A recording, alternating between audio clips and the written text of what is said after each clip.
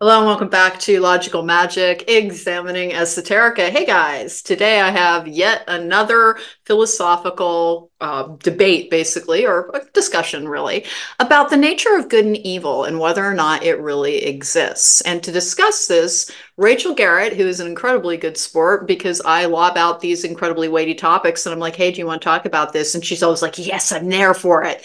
So she's ready to dig into this as well. At the top of this, let's do the housekeeping, and then I want to cover the philosophical, various philosophers throughout the ages, what they believe about good and evil. And why don't I lead with that before I do the housekeeping? Because let's dispense with this like pretty quickly, because it could take up the entire hour if we don't. I did a whole bunch of research, and whether you're talking about Plato or Socrates or Kant or any of the other well-known philosophers, many have concluded that good and evil does not actually exist and is a moral construct that is superimposed on society through various belief systems, usually religions, to try and control the populace. That because it does not exist in the natural world, that it then, ergo does not exist in the human world. Now, here's the reason I think that's wrong. Here's the reason I think that's wrong. First of all, things that exist in nature, there are instances of certain forms of predators that kill for entertainment and play with their food beforehand and induce suffering as like being completely divorced from the idea that they are inflicting suffering on something else, that they have no moral compass within that tells them that is right or wrong.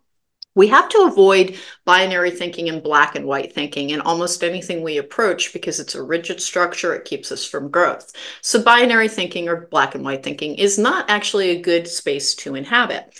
But the reason that I think that comparing us to the natural world is it's always going to lead to a very reductive view because in the natural world, they are not capable of composing symphonies or architecture or advanced art or literature or ways to reach for a spiritual source that we know of. And so we are separated from animals with a more advanced and sophisticated neuroprocessing center. And so comparing us to animals is comparing us to the absolute bottom line base level of what we can expect from natural behavior. But we deviate from natural behavior in almost everything that we do. And it is part of our intellectual sophistication and the idea that we are trying to form societies. So I'm going to be setting aside the various philosophers' debate over good and evil. And Rachel and I are going to be talking about it in the context of this society and how good and evil really can be a subjective thing, because it can be. What one person deems evil, another person might say is necessary. And here's an example of that. People who think that stealing is evil, like across the board, stealing is evil. Guys, if you are in a situation where you are desperate, where deprivation defined your entire existence, I have news for you, you would steal. And if you think you would not, it is because you have not faced that level of a need for survival. And some of the things that we tell ourselves about who we are and what we would do in this life have a lot to do with the sort of pressures, with the sort of challenges that we've faced. And so that some of the things that are frowned on within society or within religious tomes are actually about trying to control the population to have a well-ordered society. And that is not necessarily good or evil. So something like adultery would be another one. Rachel and I both read tarot, and we know that there is a huge land of not every situation is equal. Some people really are trying to make the best of a lot of emotional damage or of the best of a bad situation. They're simply trying to do their best. Some people have met and fallen in love with people that they remain with for decades when they are married and they meet somebody else. It is not that's the rigidity of the black and white thinking, is labeling a behavior without any qualifying information as being good or evil. Having said that, we live in a world where there are child sex trafficking rings. There are women disappear from the indigenous community and believed are to be trafficked. And if you do not view that as evil, then is that my subjective view? Okay, if you want to call it my subjective view, it's also highly detrimental to society. It is also indifferent and cruel, which I do believe cruelty, intentional cruelty, is at the root of evil. So let's get to the housekeeping, and then I'm going to let Rachel have her long say on this because we both have views on it. So housekeeping, you can find me at therisingmoon.com. It's the only way to book me for a tarot card reading or a life coaching session. You can find me at Chromecast at the Rising Moon on YouTube, where the video versions of these interviews are always going to be. And then I have a Patreon where I have monthly readings, I have weekly readings, I teach tarot in reverse, and I do a couple of other things. And all of those things will be linked in the description box or in the episode notes below. And Rachel Garrett from Akashic Angels is joining me, and I think it's akashicangels.com, but I'm going to go over to her. Rachel, thank you so much for having, you're just such a good sport about this, because it's not like we're talking about the Real Housewives of Beverly Hills or something. We're talking about really, really deep subjects that have puzzled great thinkers throughout the course of time. So thank you for joining me. How are you doing today? I'm doing well. Thank you again, Alane, for having me on. I love it when you bring me topics that I find to be very interesting to talk about. I think, like you said, good and evil, black and white, there's a lot in the middle. And I agree with, I don't really necessarily believe in you can only be good or you can only be evil. I think as a human being, we kind of had duality and we're light and we're dark. And I liked how you kind of put when people are cruel, that can be a sense of, evil. And I think there's a lot of cruel people out there that are doing evil acts, either knowingly or unknowingly. And yeah, it's interesting as I get older, and I'd be curious to see what you think about this too.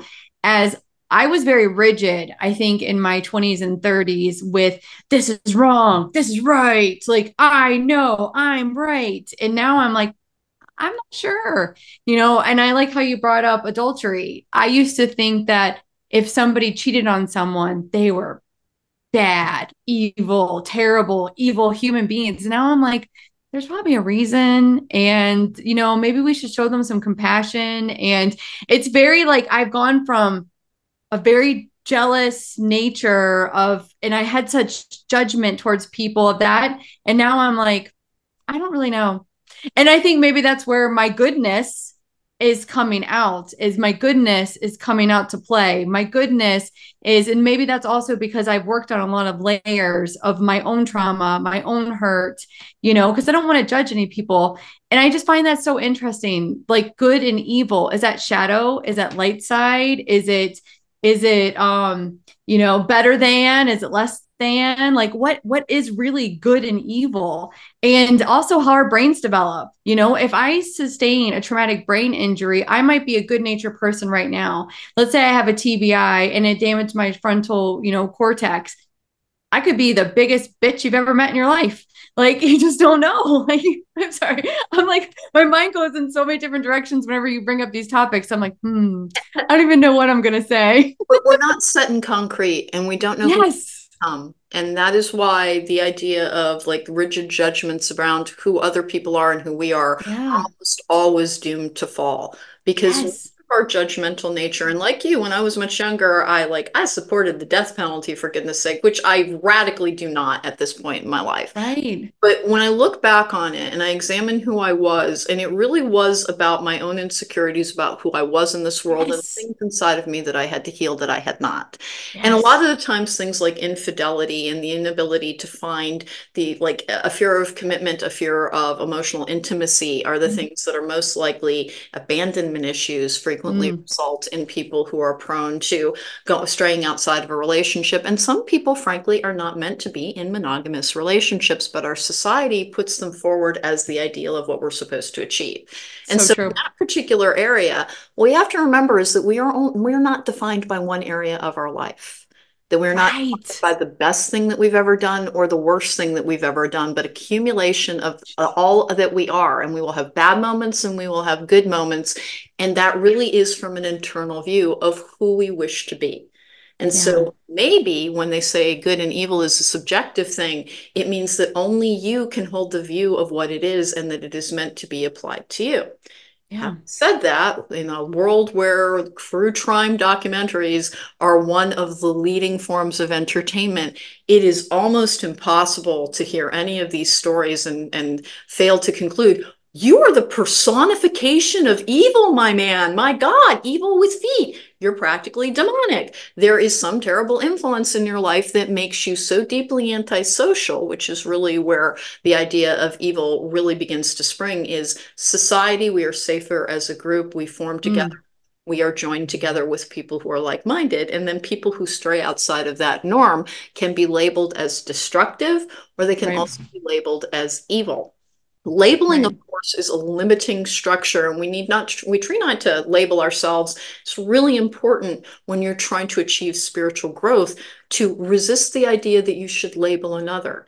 Because let's face it, every single one of us will have something that another person can judge. And I just Mm, had one happen this morning. My dog Oscar is incredibly slow on walks. He's older. He has a tumor that's growing on his leg. He's vet aggressive, so I have a little bit of trouble getting it.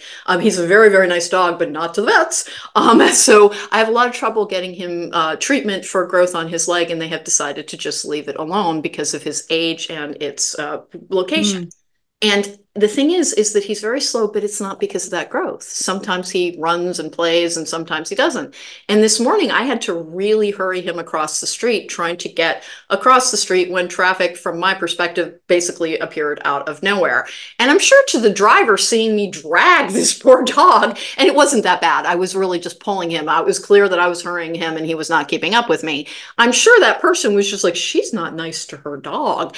And instead, it was more like, I never know when that sloth part of him will kick in, and he's mm, doing great when we first crossed the first lane. And then it was like his tank ran out of gas, and the only way to keep him going. Now, I could have right. stood in the median and been surrounded by traffic, but I didn't. And But that's an instance of we can see something and think we know the whole story, and you don't have the whole story. you The whole don't. story is that, like, I go through, I try to move mountains to try and help this dog that I very, very dearly love, but I will have moments where I make the wrong call in judgment, and that is not the same thing. It's not, you can't equate it with evil. You can't equate it with bad, and you Right, can't equate it with being wrong.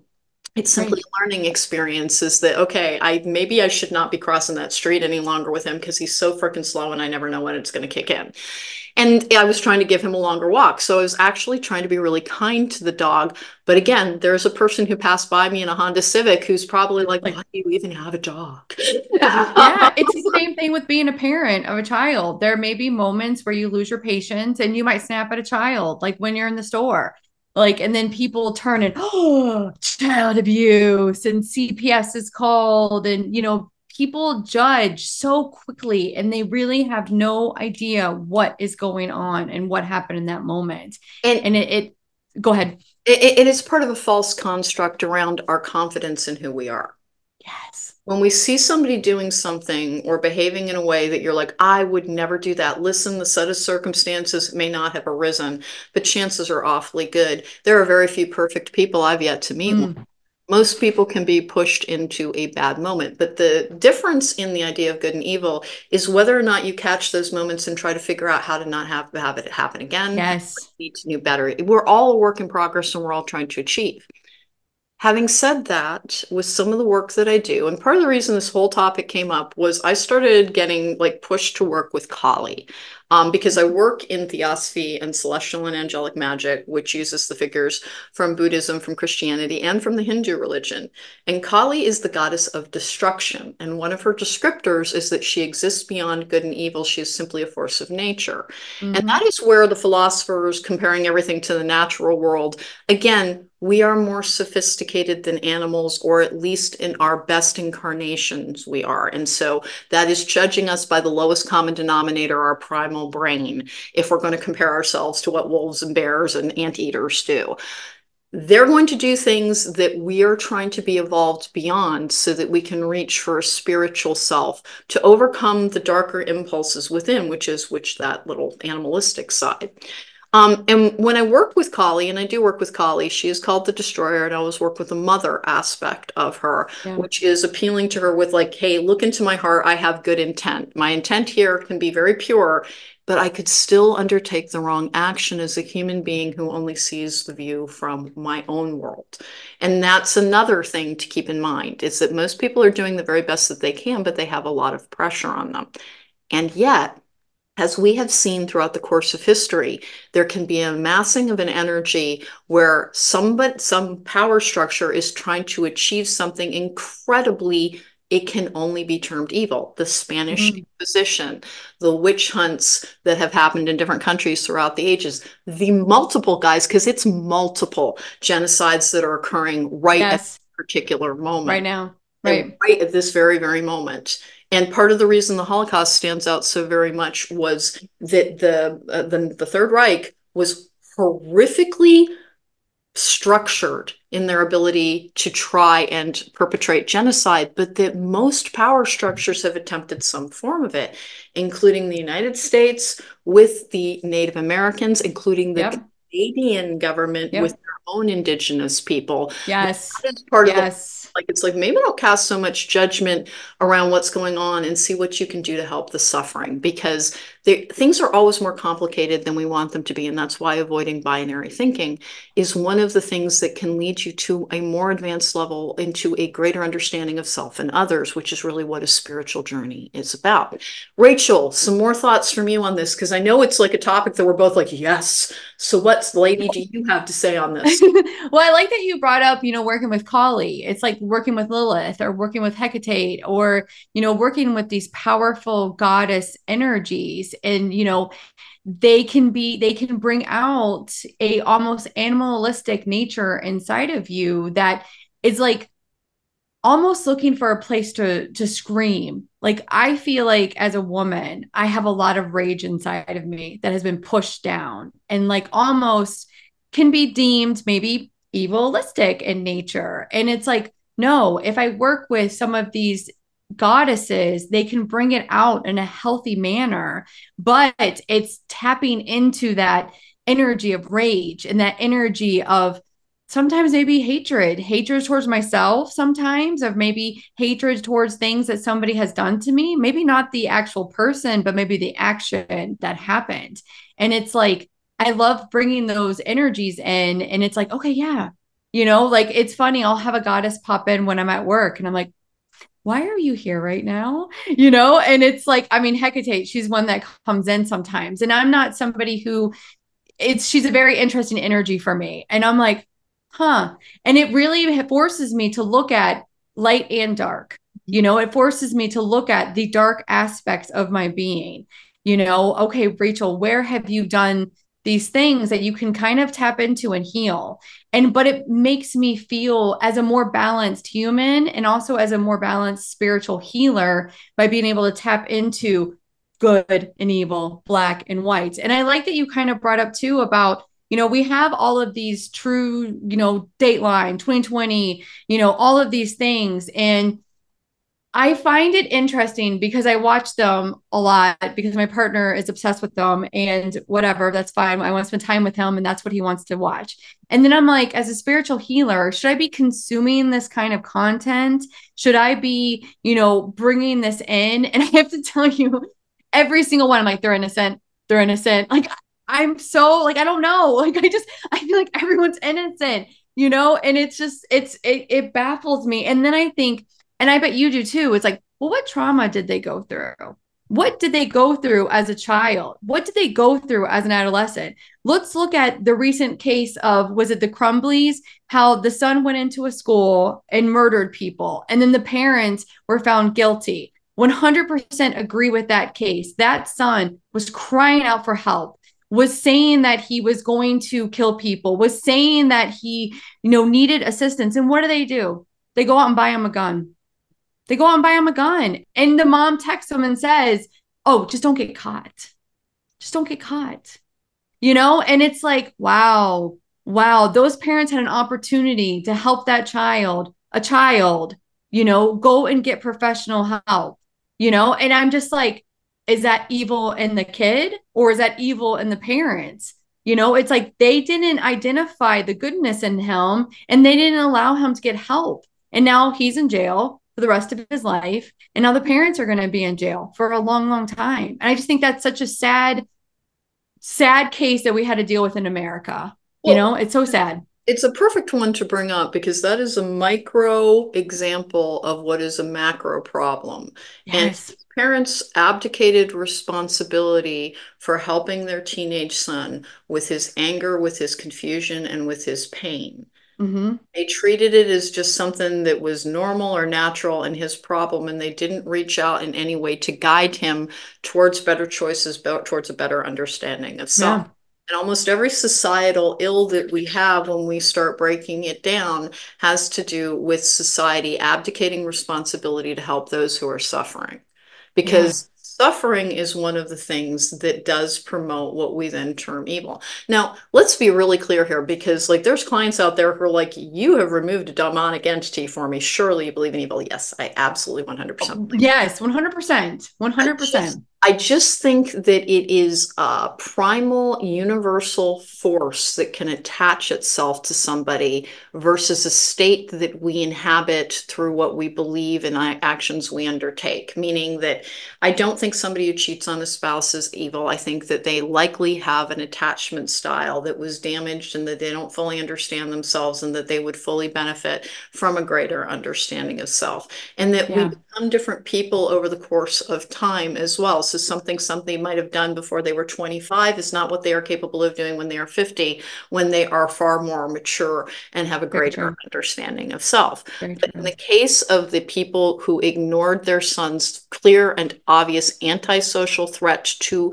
the students, the other students around him, and instead enabled it, that was an abdication of their responsibility to someone over which they were fully responsible. They were supposed to be societally responsible, and that it is appropriate to send those people to jail because of that abdication of responsibility. But when you look at it from the macro standpoint of what engenders most callousness, most cruelty, and I'm going to use a really hotbed issue as an example, dogfighting.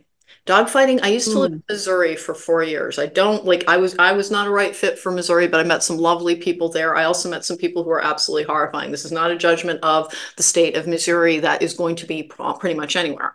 But there is some serious, serious, serious poverty within Missouri. yeah.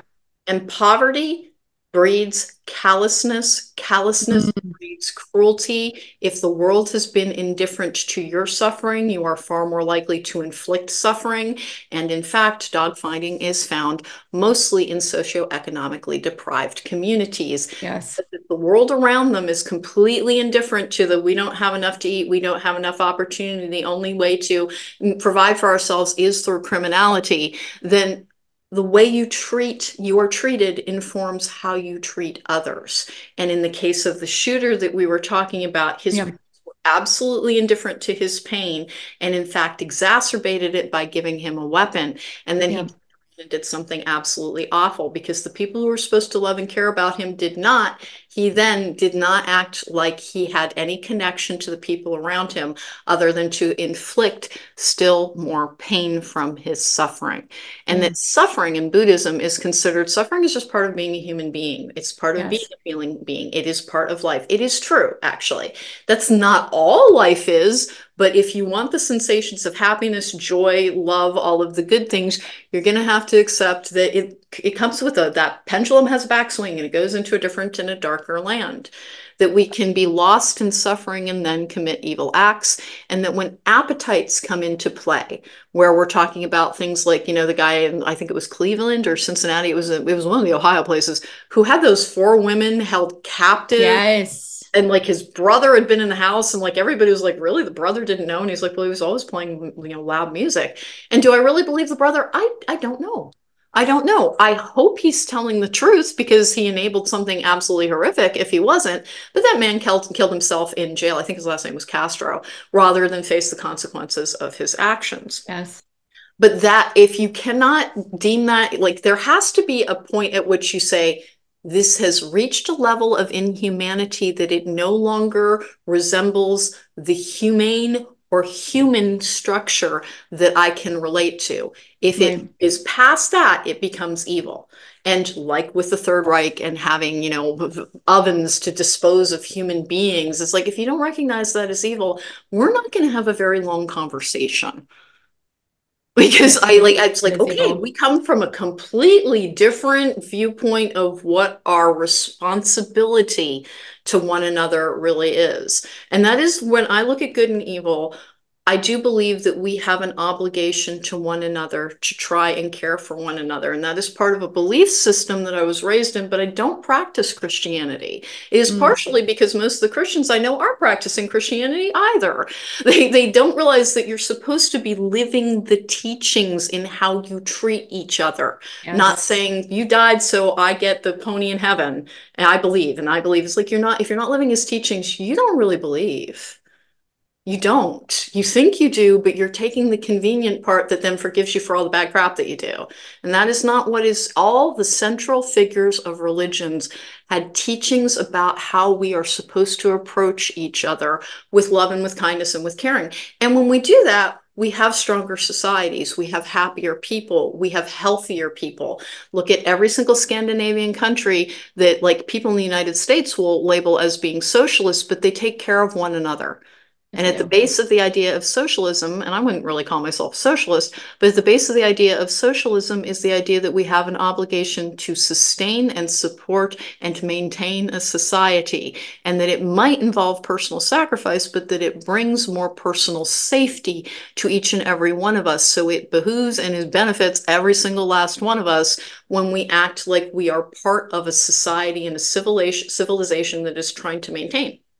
Yeah. That can take a turn into trying to be too controlling and authoritarian, where we think we have the right to dictate where who someone can sleep with and whether or not they should be allowed to marry and whether or not they should be allowed to cohabitate before marriage. And when we start trying to control people with the concepts of good and evil, it's as if we have strayed over into, yeah, that's a first cousin to evil and on the road to not good land if we continue True. down it.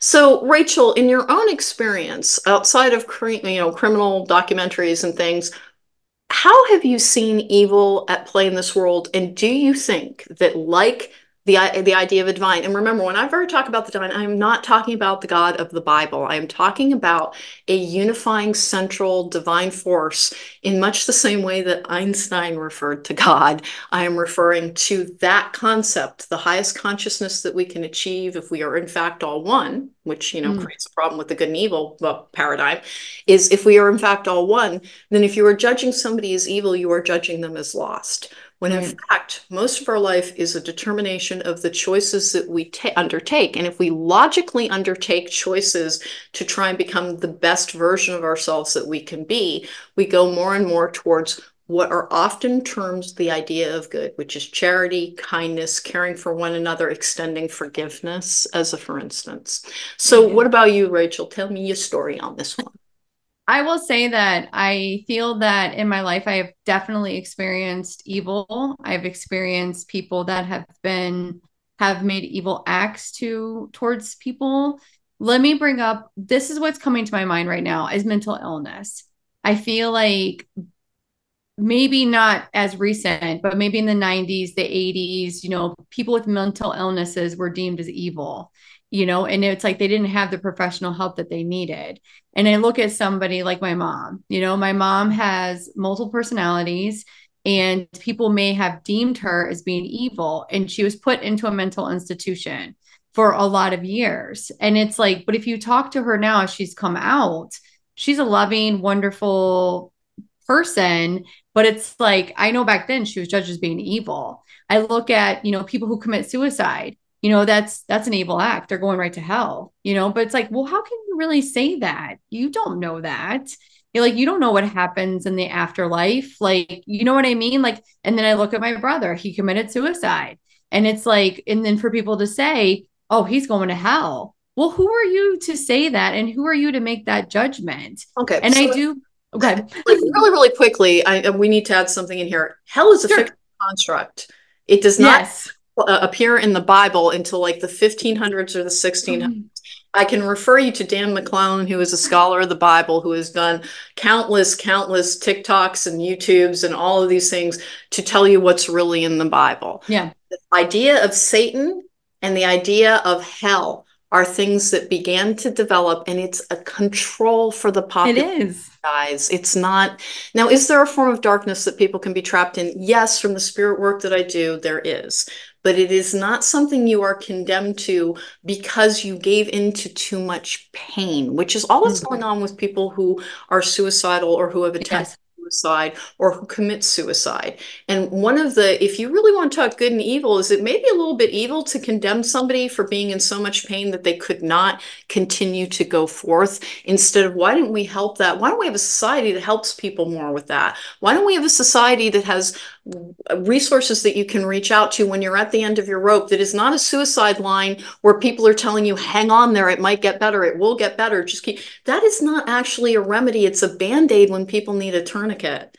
We do not Yes. have good mental health services here. And I'm sorry to go off on that, but nothing Good. makes me angrier than people judging somebody who killed themselves as being weak or being damned or being, it's like, first of all, you do not know their pain. And if somebody ends their life, they were in an excruciating level of emotional and mental pain. Just be thankful you're not there and try to have some compassion for people who are, because I, Right. you suffer from depression. I had some of the Yep. worst post-traumatic, postpartum depression ever as well. That was the only time in my life I took meds, was right after I had my son, because it was as bleak and as horrible as it can be. It has to do often with a genetic predisposition. I'm sorry to soapbox there, but that is Okay. when we start talking about the simplistic need to define people in a binary or a black and white thinking. I cannot think of a better example of black and white thinking that needs to listen. There is a gray area there that includes human suffering. Have some compassion. And by the way, if you belong to a religion that tells you that somebody goes to hell because they have committed suicide, guess what else it tells you? Thou shalt not judge, Yes. and be grateful for the life that you have. That means you have never faced that much pain. So I'm very Absolutely. much an advocate for maybe quit picking on mentally ill people that much, because that's not compassionate. And am I It judging you? is. Oh, you're being judgmental. Listen, not having tolerance for judgmental behaviors is not the same thing as being judgmental. It is trying to correct an eroding force within our society that cuts us off from compassion and cuts us off from evolution and cuts us off from an advancement in how we treat something that is such a common problem. And suicide is more common in men than it is in women. And Also in adolescent and young adult males. people who are struggling to handle their emotions, because we have a societal construct that tells you push them down, push them down, push them down, and then it implodes and it takes out the person, and we think it's their fault, instead of our societal construct that tells you you're not allowed to have that emotion, hide it until it poisons your very soul, and the only thing that you can think of to stop the pain is to make it stop. And that's what we're really talking about there. So that's a really good example of what is termed evil and is in fact a lack of understanding and compassion and a lack of societal resources. And I'm sorry to cut you off there, but that's a hotbed one for me, because I deal with people with CPTSD all the time, Yes. and they struggle with the idea of not wanting to be alive a lot. And you know what makes it worse is a bunch of people telling them they're weak for not being able to just live with a sustained level of pain for their entire lives. Absolutely. It brings me to the point of, working in a doctor's office, and what we are told is that people don't want to come to the office. Something is impairing them to come. Either they're sick, their loved ones are sick, like something is going on in their lives. And we can't place judgment on if they get a little loud on the phone, or they may speak in a tone, or you don't know what's going on. Like maybe they got into a car accident on the way to the office. Maybe their loved one is sick at home. And it's like, we have to hold space and we have to be compassionate for those that are coming into the office. And as a human, sometimes that can be difficult. But I will say that I appreciate their journey as a human being, because it makes me feel valid in my journey as a human being. And it makes me feel that, okay, like I had a recent session with Alane, and she was like, Rachel, you need to learn how to be more gentle with yourself, be kinder with yourself. I highly recommend getting a session with her. And it's like, but now it's helped me to be like, okay, well, be kinder with this person, be more gentle with this person, but also acknowledge when somebody's trying to mess with you, you might have to treat them with kid gloves, and you might have to take a step back because they might have evil intentions. but know how to protect yourself with that. Because I do think there's goodness in people, but I think there's also evilness in people. And it's really interesting. This leads me to another thing, and it's with behaviors. And I do think I believe in this now. And it's like there are cold blooded behaviors and there are hot blooded behaviors. There are people that may act out in passion and like, ooh, like excitement and not know any better. And there are people who are apathetic and truly are acting in a cold-blooded behavior, and they know what they're doing, and it could be psychological warfare, it could be whatever they want to manipulate, and maybe something happened in their childhood or whatever, but you have to acknowledge that behavior and be like, no thank you, I'm good. Yeah. And then listen to shielding things that she sends you. Well, thank you. And I really enjoyed our session as well. And those shielding things help a lot. And then, in my own turn, Rachel, I'm sorry for cutting you off there about something that No, was no. really painful. I'm sorry about your brother. What the reason I get so heated on that is I talk to people all the time who I will see it in their cards that they are struggling with wanting Yeah. to be alive. And I will Yes. talk to them about it. And because I held absolutely no judgment of it and know that it is a response to trauma and pain, they finally are able to talk about it. They are starting to embrace that part of themselves and try to heal it. But because society tells you you're weak or cowardly if you're in that much pain, they Yes. frequently walk around with this thing that they're terribly ashamed of when it's like, hey, dude, somebody hurt you on purpose nonstop for years. Mm, No wonder your psyche is battered as can be. Other people who do not have that pain are fortunate and they should not be judging you. And I'm absolutely. sorry that you feel that way, but if you continue to heal, there is a chance that you will find life vibrant and interesting and beautiful and something to be explored and celebrated. But it will never happen if we tell people who are having a feeling about their own sadness and their own pain, you're bad for feeling that way. You're bad. God is judging you. It's like, yeah, you know what? We should be helping one another with that And instead. people's nervous system may not be regulated, and they Yes. may be feeling things more deeply and more heightened and more like it's overactive. So it's like there may be something either medically going on or with your nervous system, or maybe it doesn't even matter, like energetically, like you said, maybe an energy has attached. And it's like it's like this overwhelming sense of, oh my gosh, oh my goodness, I cannot believe I'm feeling like this. But it's hard to deal with, as a person. I remember I've had two moments where I'm like, I'm good, I want to tap out, Yeah, me you too. know? Yeah. And it's like when you look back at that, you're like, wow. But you remember the feeling of it, I guarantee you, right? Of Oh how my deep down gosh. you were. Yeah, And you could just, yeah, it's like being, and this is where the idea that there is a dark force that is sentient and trying to influence people as well. Because as yeah, strong-minded as I am, as direct as I am, as forward-thinking and as forward-moving as I am, there have been two instances in my life where I was so despairing I could not find any light at all. yes, And that is something in whether it's me or somebody else to consider that's who I was at a different point, and now I help people find their own light and reclaim their lives and find their joy entirely.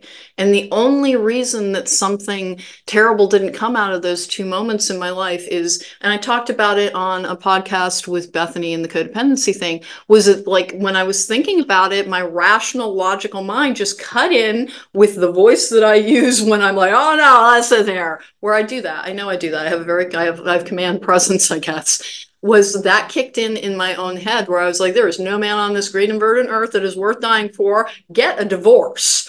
And it was like me as the Marine drill sergeant in my head. But the only reason that I had that knowledge that was I had studied so much about what causes depression and what long-term trauma and toxic stress exposure can do to people. So I had an intellectual understanding of what was causing the emotion, and that's what saved me. So I'm literally telling you, my understanding of self is what saved me. But some people will not possess that and they will become so incredibly lost, and that the only way to help people is to have an understanding of nobody wants to feel that bad, guys. What I will happened with you, say Rachel? I will say that what happened with me, it happened once when I was in college and I felt very alone and isolated. And I am not exactly sure what pulled me out of that. I want to be 100% transparent. And I do think I know now. And then it happened probably maybe like five, no, maybe 7 years ago. And I used to get on my knees and pray. Like, and I think that is tapping into that universal divine light consciousness. Mhm. And I felt that I was not alone, even when I was so deep down in the well. And I used to have this song. It was like, every little thing will be all right. And I knew that that was divine consciousness coming to me and saying, you're going to be okay. You may not feel like it right now, but you're going to get through this. And it was a little glimmer of hope. And that's really what pulled me through. And I do think universal consciousness and that feeling of connectedness and knowing that I'm not alone, knowing that there are beings with me, knowing that no matter what, I have a bigger purpose here in this world. And I was like, Rachel, get up. Like it's kind of like maybe I probably did a drill sergeant thing too. But it took me a long time to get through that. And I was on my hands and knees every single night crying because I was so down deep in the well. Because I used to have like, I feel like they're intrusive thoughts, and I was like, oh, no, I don't think I like this. You know what I mean? And so I would get and pray. God, angel, universe, please help me, guide me, direct me. Please show me that I'm not alone. And then that energy would come in. I would feel it. I would feel this intense amount of love coming in, regardless if I didn't feel it for myself in that moment. I knew that love, that energetic love was coming in. Yeah, I can feel it coming in now in my back. It's Yeah. like, thank you. So that's what helped me pull me through. And I wish that my brother felt that connection because I think he was battling with a lot of shame and addiction and issues, and he really didn't want to admit to it. Do you know what I mean? And I think his life would have been, it would have been different, so when I look back on it. But I also feel that he's in spirit around us and he likes to mess with our electronics. Thank you, Christopher. And I just hope that I know that he's in a better place. Do you know what I mean? Because he struggled. He really struggled. And that really is when we come down to it, like people who are incredibly depressed or sick. It's not a Yeah. weakness. It's not a character Um, flaw. Your brain is your mainframe computer, and if something goes wrong with it, your systems don't run properly. And you're yeah. supposed to have compassion for the sick and the suffering. And that is again, at the root of most belief systems. And so, clearly one of my trigger points is like, hey, you are not like, I am not the person to ever say that someone who committed suicide was weak because clearly I'm going to steamroll the entire conversation because I have Yeah. zero effing patience for that. I think it is a lack of compassion that is appalling to me Yeah. personally. If Yeah. someone is ill, they aren't choosing it. Very few people will choose to feel awful. Addiction is a very good example of what people will like. They'll term people who are addicts as being like a drag on society. It's just as well if they go, if they die. It's like this is a suffering human being. We don't understand what causes addiction. We are in Yeah. the infancy of understanding of what trauma can do to a brain. And most people in addiction are seeking pleasure and seeking increase constantly, but it is usually to escape from pain. And in fact, it may be a trauma response or an attempt to self-medicate a mental illness that is causing tremendous pain. And it's not just Yeah. emotional pain, by the way. A lot of these things carry with it physical pain.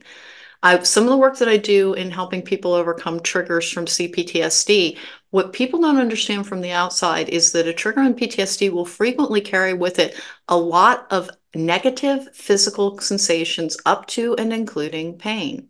Mm. And that it is one of the things that a lot of the times what we're judging as good or evil in what we fear. Fear leads to judgment, and it is much easier to call somebody a coward or weak for taking their own life because you think it can't happen to you. But it goes all the way back to what I said at the start of this is if you really truly believe that there are no circumstances under which you would steal or break a rule, you are fortunate and privileged and be grateful for that amount of privilege and that good fortune Yeah. because it means you have not faced a test of your actual physical survival. Now, not everybody who's stealing is doing so because, like, hey, their children are starving and they have to steal bread. That's not always what it is. It can be being raised in a socioeconomic situation in which there is no hope of a meaningful existence if you play by the rules of society that has abandoned you as being unimportant or the cause of your own misery, poverty, and deprivation. Is that one of the things that will engender most criminality that we have a tendency to choose as to deem evil is actually deprivation and not having enough resources and turning to means outside of the law to try and gain those resources for survival. And if you want to have a good example of that, Al Gore won the Nobel Peace Prize. And the reason he did was he created a movie, An Inconvenient Truth, that was about climate change. And people were very confused. Why would he win the Peace Prize for that? Because most wars are fought for resource acquisition, and climate change is the thing most likely to cause a deprivation of resources. Yeah. Stopping climate change is one of the ways that we can ensure a more lasting and stable, peaceful environment for most places. Now, we are at a historically conflict-filled time, and it is partially because there's an attempt to acquire other lands to up the resources of different places, or Yeah. there's a fight about a resource at the center of it. So, Rachel, like we're talking a lot about the idea of how it looks in society and how it looks in our own lives, and how there can be an Yeah. underlying issue for somebody in almost anything that we have a tendency to say that is evil, that is good. Try to like hang that up on the wall, folks, as a construct of when I'm deeming good and evil. There are very few things that really fall under the heading of evil, and it is where Yeah. people lose the concept that other people matter at all. Right. Because we all, if we do not work as a as a group of people who care about each other, it's every man for himself type of thing, and we'll do better if we work with the idea that we can form a web of safety and a security net through our ability to care one another. And then the ideas of what we think are good will flourish, which are kindness and compassion and love, and the ability to be nurturing and to raise productive people and to have a happier outlook and how to achieve what we used to call things like the American dream, which is largely a fictional construct that is over believed in by people who experienced a lot of privilege. And I am one of the people who experienced a lot of privilege. Like even the way, the manner of my address talks to the level of privilege that I have experienced in my life. Is that I clearly have had a lot of time in my life just to sit around and read, and that is not the stuff of fighting for survival. And yet Yeah. my emotional world was so incredibly damaged from my punishing caretakers that I was in a lot of pain. And it was only through doing all of that reading, doing all of that research, that I began to have a more sophisticated understanding of what went into the emotional construction of a person. And Hmm. so, one of the things that you can do, if you're trying to get outside of the black and white thinking Yeah. paradigm, if you're trying to abandon binary thinking, is to, when you find yourself judging something, is to ask, play your own devil's advocate, which is just bringing in an opposing view for the sake of argument. Is that anything, if you are deeming somebody who killed themselves as they're going to hell, it's like, well, maybe hell was a construct that was invented to try and help control people because they needed them present. Because there is a big, long period in history where they had to put pressure on people not to check out because life was so damn hard. And that Yeah. that really is part of where the whole, suicides are, because if you go back to the Greeks, if you go back to the Romans, if you go back to many ancient structures and civilizations, suicide was considered a reasonable and even a noble and an ethical choice for some. Mm. Our thinking on it has changed. And it is partially because a great deal of pressure to amass more power by the Catholic Church, which, by the way, Catholic Church, the originators of cultural appropriation, they took all of these pagan ceremonies and turned them into their own systems, and they're to try and loop in more people from pagan beliefs in order to amass power. So a lot of things that you believe about the behaviors of others are a template that was superimposed by something trying to teach you your approach to good and evil. And the way to free yourself from that is to find it for yourself and simply to act in goodness and in kindness. And that does often mean not judging other people as evil. But we're going to Right. circle back to the most easy example again, which is the true crime thing, where you see something and you're like, this person is pure evil. Chris Watts is the one that always just makes me go, oh my God. He stuffed his children into an oil tank in a reserve. It was just like, what? To be with some woman? Holy Mary, Mother of God, this man is missing a soul. And can that happen? And my belief is yes. Yes, I agree with you 100%. One of the things that you talked about, like feeling like the light and the universal love Yeah. and the guidance. A long time ago, I had to take a medication called Inderal because I had migraines. And Inderal will cause your blood pressure to drop. And it got mixed Hmm. with something else. And I, honest to God, don't remember what it was any longer because I don't think it's on the market any longer. But it was another migraine medication. And it caused a terrible drop in my blood pressure. My son was about 8 months old. And I think I very, very nearly died because I could not Yeah. get up from the bed and I was lying Yeah. crying and I knew my son was in his crib and I was so afraid that I was dying and I just started praying and saying, please take care of my son, please take care of my son. And there, the room filled with light and something reassured me that it was going to be fine and not to worry and that it would pass and to just hang on. And it literally told me to quit taking the Enderal. So I'm like, Yeah. and what was that? It appeared to be divine intervention to me. And why would I get that? It has nothing to do with the quality of my human soul. It has to do with my ability to be open to it and to Yeah. not judge it. We have a perceiving consciousness as well. Perceive yourself first, and when you have a negative judgment of another, ask yourself what you're really afraid of. What construct in your own life are you trying to hold together? And when it comes to somebody like Chris Watts, when I look at that and it's like, well, there are going to be aberrations, there are going to be people who are outside the norm. Whatever went Yes. into forming him, it's like, oh dear, that's the bad seed. But why did I feel the need to judge it as evil? Because it was so frightening. It was Yeah. such a frightening, and that's where most judgment comes from, is it slams into fear, and because we're taught to be ashamed of those things, we throw up this aggressive or assertive or judgmental energy. Yeah. Rachel, any more thoughts on this? Yes. I'm like, yes. I do feel like you kind of said, like, what are some actions that you can do? And for me, it's model right behavior. Model right behavior. And then it's like, okay, I'm going to see the goodness in me. Therefore, I can see the goodness in others. And I think we mirror right behavior. And then I think for a spiritual practice, it's like, love or above. Try to raise your vibration to love or above if you can. There's going to be some times that you're going to have some different vibrations that are coming in, but try to have your mindset shifted to love or above, which does take some work and we're not always going to be perfect. But for me, I can shift now, and I know you can too. It's like I can shift out of a negative mindset very quickly into a more open mindset. If I'm like in victim mindset or I'm in a down mood or something like that, I'm going to model right behavior to the people that are around me, and I'm going to shift my vibration. I may do some cleansing exercises. I may hold a crystal. I may reach out to Alane. I'm going to find the people that are going to help me shift out of that.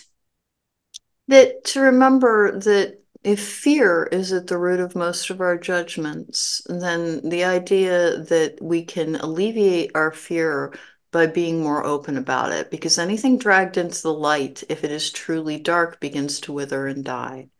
And Fear so is false expectations appearing real. Sorry, I always have to that say is that. true. I always have to say that.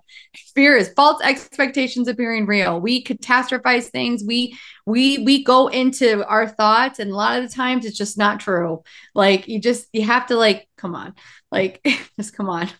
And getting good at observing a feeling without investing in it too heavily, because what'll happen to me, because I do have an anxiety disorder, is when a fear rises up, I will just begin a mantra in my head. It's just a feeling, it will pass. It's just an Yeah. emotion, it will pass. Don't invest in Oh, it.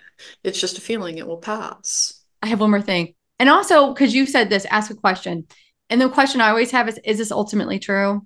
Is this ultimately true? Maybe not. Maybe not. Probably not. It's like your limiting beliefs. Is it ultimately true that you are this? No. No. I'm a collection of things, right? And to remember, for those of us who work with our intuition a great deal, your intuition doesn't ask you questions. If it ends in a question mark, it is your anxiety or your fear.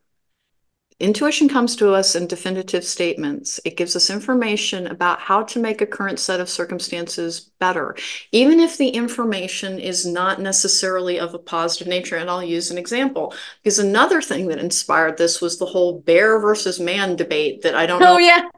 The women prefer bears over men. Yeah, and here, if you're not familiar with it, on TikTok, on a couple of other social media platforms, a question was asked, would you rather be alone in the woods with a bear or with a man?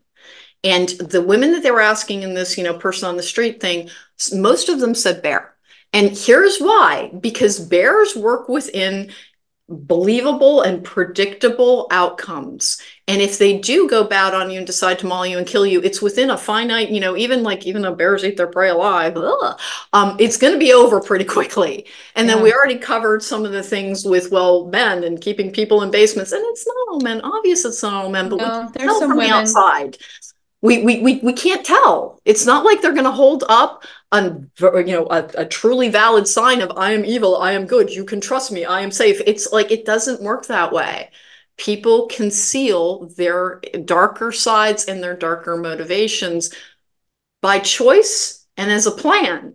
And so Yep. clearly, sometimes it's better to err on the side of caution. Now, having said that, the example I'm going to use, because I heard that and kind of laughed, and I was like, I'm alone in the woods with a man all the damn time because I go and I hike and I pass men all the time. And the vast, vast, vast, vast majority of my interactions are completely harmless. I have only had two instances that really freaked me out. And the first guy scared me pretty badly. He Mm. really did scare me pretty badly, but I was aware that there was somebody about 12 feet behind me, like around a curve. So I knew I wasn't going to be alone with this person very, very, very long. And it's Angel Vista is the trail in case anybody gives a crap. And I was passing this guy coming down, and we made eye contact. I greeted him, and I guarantee you he was thinking about hurting me. And I don't Mm. know why.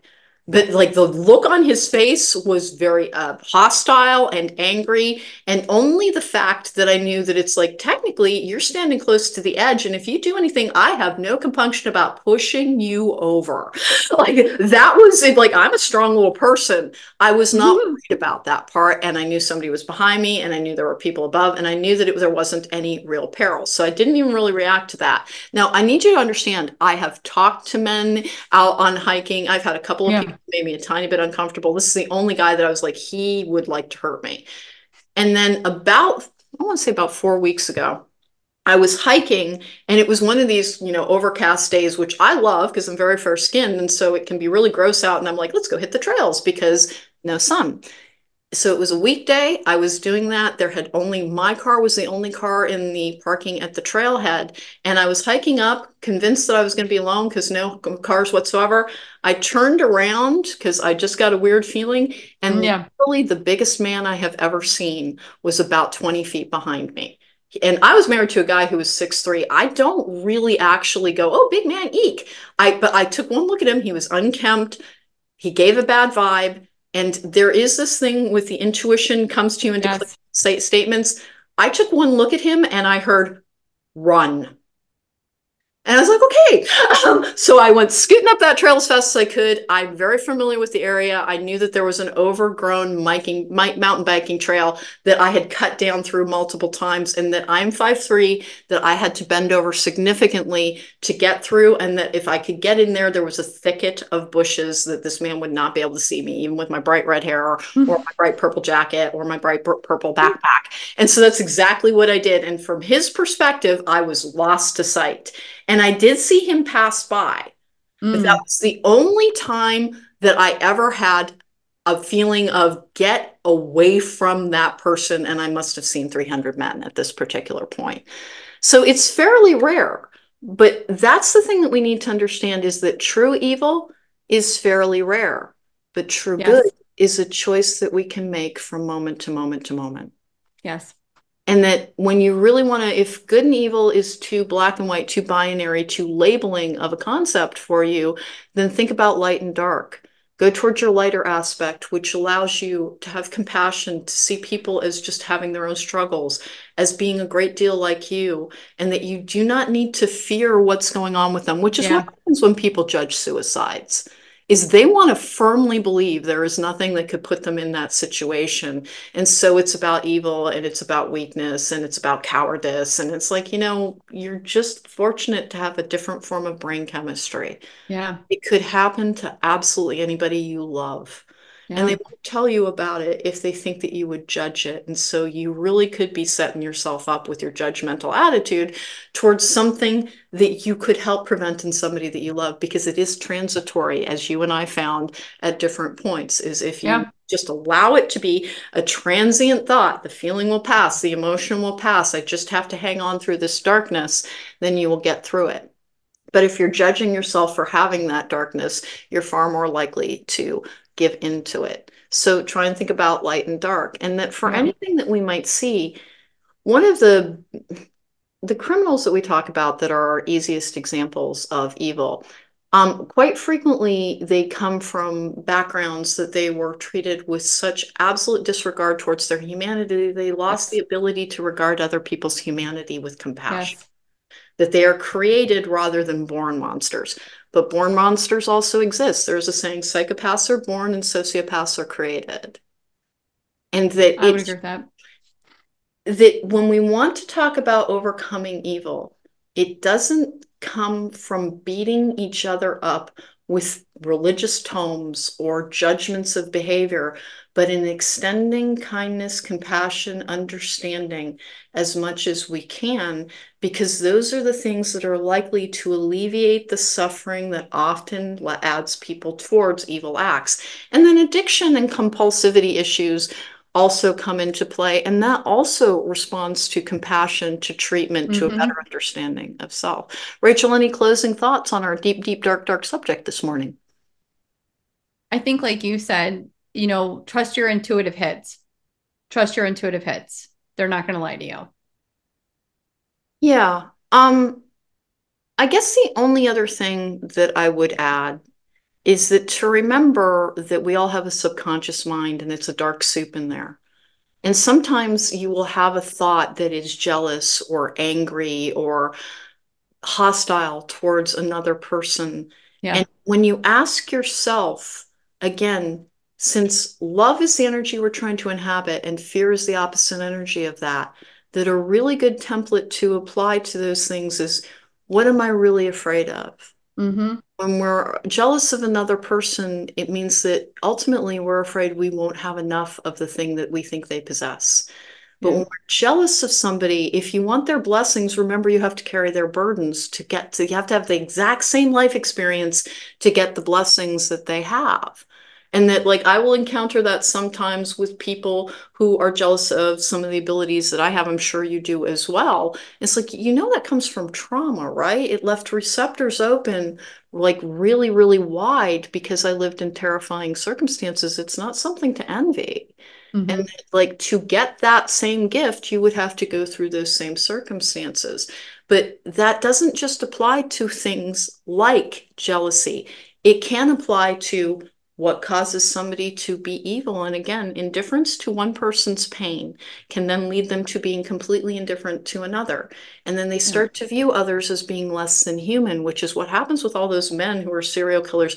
They view women as like two-thirds of a person or something, because they really are not recognizing, respecting, or treating with compassion and kindness the humanity of Yeah. the person before them. And that most evil at its root is about beginning to negate the humanity of another person.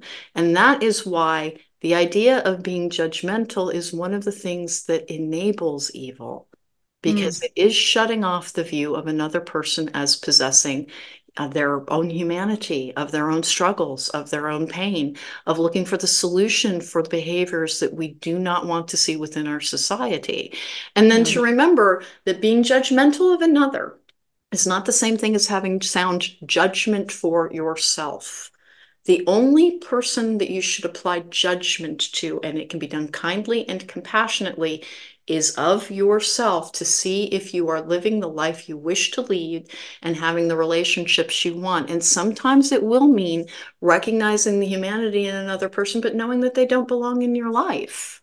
Right. And that's where judgment being versus judgmental comes in. Judgment is a personal thing for what belongs in your life, but you know that you never truly are living another person's experience. So you hold back the idea of, I have the right to judge another's journey. I'm simply trying to understand myself more through my views and reactions to another person's circumstances or actions. In absolutely everything that we judge as being good or evil, there is the possibility of understanding ourselves better because it tells us what we're fearing, what we're envying, what we might have rigid constructs around, which are always the things that hold back our growth. Okay, one more time, I'm going to say, Rachel, closing thoughts. I did it once before, but I just introduced an entire other topic on being judgmental. No, I like how you put that. I'm good. All right, so that's going to be it for us today. Rachel Garrett from AkashicAngels.com has joined me. She is a healer. She is somebody who can help you look into the Akashic records to help you better understand yourself and your place in this world and discover your own gifts. I do a form of tarot that helps people look into their inner world to find their life's purpose. I really try and help other healers as well to try and find their own path forward and to protect their energy as they do so, but it's not the only thing I do. You can find me at therisingmoon.com. Book me for a tarot card reading or a live session, blah, blah. I went into this at the top of this. Rachel, where can people find your things? You can find me at on YouTube at Rachel C. Garrett or at AkashicAngels.com or on Facebook. Oh, awesome. And then you have a podcast, Spiritual Spotlight Series. the Spiritual Spotlight series. And I really suggest that you check it out because she has all kinds of guests and has all kinds of discussions about magic and some other things. And you're an absolutely wonderful person for giving up time on your Sunday to come and talk to me about a very Anytime. Sunday specific thing. Good. Anytime.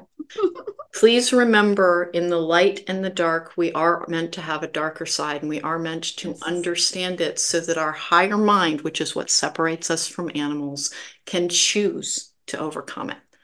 Absolutely. Understanding and information and being able to talk to yourself with the knowledge that you have gained is the path out of your darkness. Take care. Be well. Live magically.